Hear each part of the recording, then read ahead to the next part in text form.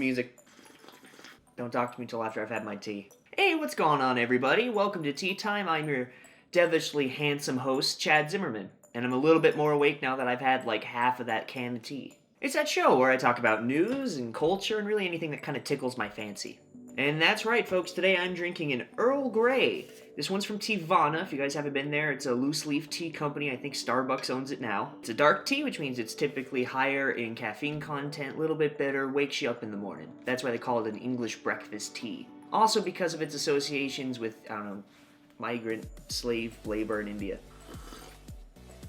Smashing. But this week we are going from the jungles of Bombay to the jungles of Okinawa. Hayao Miyazaki, the founder of Studio Ghibli and world-famous animator for movies like Howl's Moving Castle and Spirited Away, is opening his own magical nature park in the forests of Okinawa.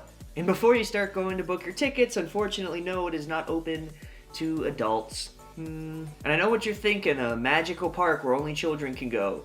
This is not going, hopefully, in a Michael Jackson-y type of way, but hopefully in like a Jesus-y kind of way.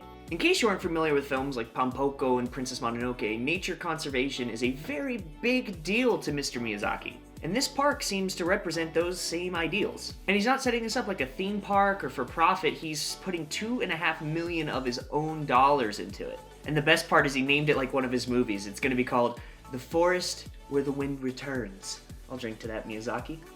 Now, this park is set to include a natural playground, a library, and even sleeping quarters for 30 kids. Again, not Michael Jackson-y, Jesus-y, and you'll see why. Now, reportedly, the 30 slots of children that are allowed to stay there are local kids from that island, and also kids affected by Fukushima.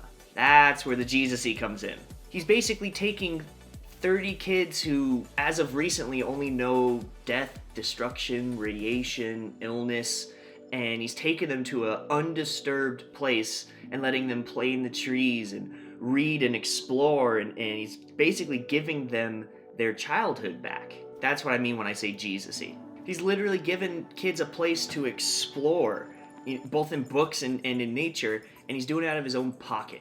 I can only imagine this is out of an attempt not only to help these kids affected by that disaster, but also to inspire a sense of conservatism with nature and an importance and an understanding of its beauty.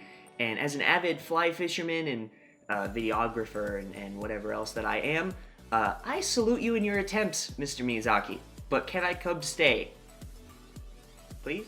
But you know what the best part is, everybody? It's not that this is awesome and that, it's coming in the future.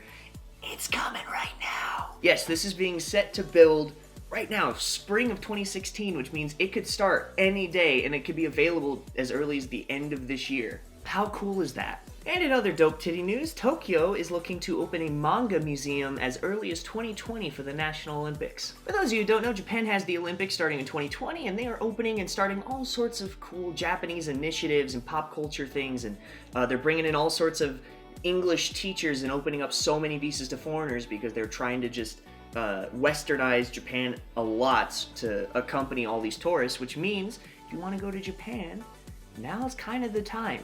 Between now and the Olympics, there's huge windows open for students and teachers and translators, but that's not what this story is about. This story is about a freaking manga museum that's sponsored by the Deputy Prime Minister. That's right, I'm talking about Taro Aso. If you guys do not know who he is, don't worry, I had to look it up myself. He's the Deputy Prime Minister of Japan, and a massive fan of manga, apparently. Well done, Japanese government. Now, this museum, as much as we all think it's going to be for the beautiful indie mangas, it's actually meant to collect and protect all the mangas that have done very well overseas, obviously pandering to a Western audience for the Olympics, because you look at the people that would go to a manga museum, it's probably not people that grew up with it around them at every freaking corner in every freaking convenience store. It's probably us. Which is totally okay with me. I will be first in line, and I'll fight you for it. I will fight you for it. I will fight you for it.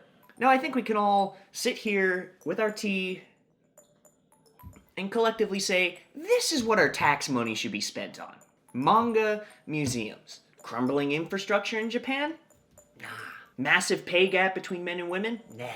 Ridiculous radiation still in the ocean and affecting all the fish? Nah. Last week's Shika Island nuclear plant? Nah. No, we're spending it on a manga museum that's gonna cost 10 billion yen, and you're gonna frickin' like it. It appears I'm out of tea, so I have no more news stories for you. If you guys enjoyed this video, be sure to like it down below. The likes help more people find it, and it generally helps me a ton. If you guys like this video, go check out my other tea time. Go check out my other videos. I put videos out on Wednesdays and Saturdays, and I'll start up a third video starting in April, all about Japan, Japanese culture. I do live in Japan, so there's fun facts for you guys. If you do enjoy my other stuff, I highly recommend subscribing. I do not miss.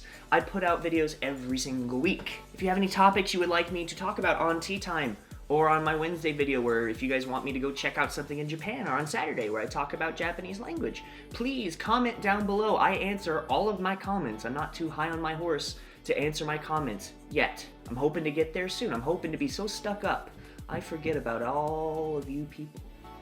And yeah, that's about it. I will just warn you real quick. Next week, I'm filming a bunch of stuff today, so that way I can go to Japan and get moved in and not film and not be jet lagged to hell and have to worry about being me on camera, because this takes a lot more than caffeine.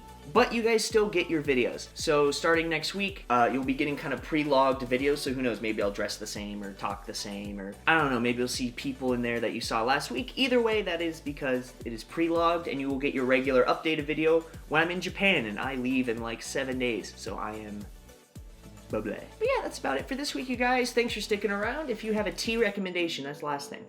I do enjoy tea. I'm sad.